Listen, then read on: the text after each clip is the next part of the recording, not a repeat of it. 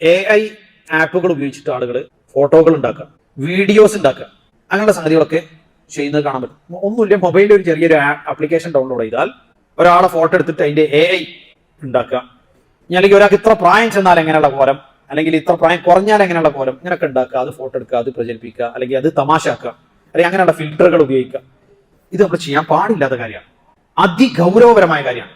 ഇത് അള്ളാഹുവിന്റെ റസൂൽ സല്ലല്ലാഹു അലൈഹി വസല്ലം വിലക്കിയ കാലം എന്ന് പറയുന്നത് ലഅന അല്ലാഹുൽ മുസവ്വിരീൻ, അല്ലെങ്കിൽ അശദ്ദുൻ നാസി അദാബൻ യൗമൽ ഖിയാമത്തി അൽ മുസവ്വിറൂൻ. പരലോകത്ത് അതികഠിനമായ ശിക്ഷ ലഭിക്കുന്നവരാണ് മുസവ്വിരീങ്ങൾ, രൂപങ്ങൾ ഉണ്ടാക്കുന്നവർ, ജീവനുള്ള റൂഹുള്ളവയുടെ രൂപങ്ങൾ ഉണ്ടാക്കുന്നത്. അപ്പൊ ഇതിൽ ഇപ്പൊ ഫോട്ടോ എടുക്കുന്ന ഫോട്ടോഗ്രാഫി എന്താ വ്യത്യാസം? ഫോട്ടോഗ്രാഫിയിൽ ഉള്ള ഒരു സംഗതിയെ അതെന്ത് ചെയ്യാണ്, ആ ഇമേജിനെ തന്നെ അത് ഒപ്പിയെടുക്കുക മാത്രമാണ് ചെയ്യുന്നത്, വേറൊരു സാധനം രൂപം ക്രിയേറ്റ് ചെയ്യില്ല. അതുകൊണ്ടാണ് ഒരാളൊരു ചിത്രം വരച്ചതും ഒരാളെ ഒരു എടുത്ത ഫോട്ടോയും തമ്മിൽ രണ്ടും വ്യത്യസ്തമാണ്. ഒന്നിന് വരച്ചതെന്നേ പറയുള്ളൂ, ഒന്ന് ഒരു ഫോട്ടോ എടുത്തതാണ്. കാരണം അത് ആ കാണുന്ന ഇമേജിനെ എങ്ങനെയാണോ പടച്ചവൻ സൃഷ്ടിച്ച ആ രൂപത്തിലുള്ള ഇമേജിനെ അതേ രൂപത്തിൽ നിലനിർത്തുന്നതാണ്, അതാണ് ഫോട്ടോ എന്ന് പറയുന്നത്. അതെന്നെ നമുക്ക് അനിവാര്യമല്ലാത്ത കാര്യങ്ങൾക്കൊക്കെ ഒഴിവാക്കുന്നതാണ്, ഹൈർ ഇഷ്കാലില്ലാതിരിക്കാൻ വേണ്ടി. എന്നാൽ ഇതില് നമ്മൾ മനസ്സിലാക്കേണ്ടത് മറ്റുള്ള അത് ആപ്ലിക്കേഷൻസ് യൂസ് ചെയ്തിട്ടോ അല്ലാത്ത നിലക്കോ ജീവനുള്ളവയുടെ രൂപങ്ങൾ ഉണ്ടാക്കുക, ആ രൂപങ്ങൾ ഉണ്ടാക്കുന്നത് വിലക്കപ്പെട്ടതാണ്. ഇനി അതിലുള്ള മറ്റൊരു വലിയ സംഗതി, ഒരു മനുഷ്യന്റെ സ്വകാര്യതയുമായി ബന്ധപ്പെട്ട് ഇന്ന് നിലനിൽക്കുന്ന ഏറ്റവും വലിയ വെല്ലുവിളിയാണ് എന്ത്?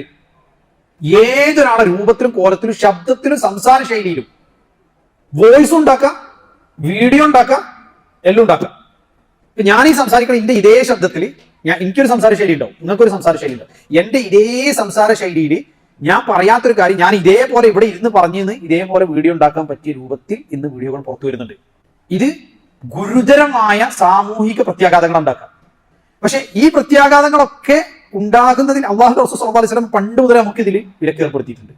ചെയ്യാൻ പാടില്ല, ഒരാളുടെയും രൂപങ്ങൾ ഇതുപോലെ എന്ത് ചെയ്യാൻ പാടില്ല, AI ഉപയോഗിച്ച് ഇത്തരത്തിൽ ക്രിയേറ്റ് ചെയ്യാൻ പാടില്ല.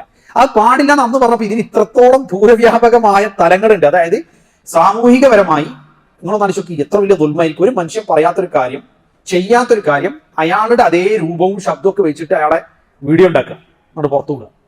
എത്ര ഗുരുതരമായ പ്രത്യാഘാതങ്ങൾ ഉണ്ടാക്കും. അത് ഇന്നിപ്പോ അതിന്റെ തുടക്കഘട്ടത്തിലാണ്. ഇനി നാളെ ഏതൊക്കെ രൂപത്തിലാണ് വരിക എന്നറിയില്ല, അല്ലാഹു അഅലം.